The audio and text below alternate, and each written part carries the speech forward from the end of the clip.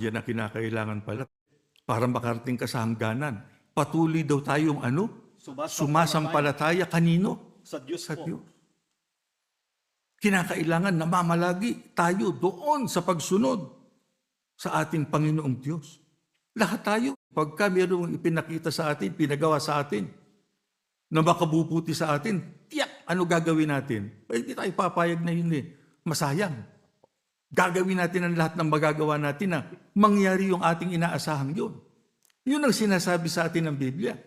Marami kasing mga bagay na nangyayari sa mundong sisira sa ating pananampalataya.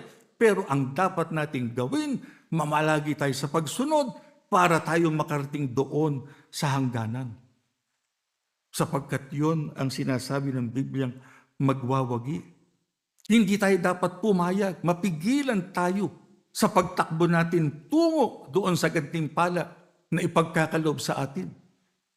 Kaya ano man ang mangyari, mga kapatid, pagtaguyod natin ang ating mga paglilingkod para tayo makatiyak ng kaligtasang pangako ng ating Panginoong Diyos sa atin.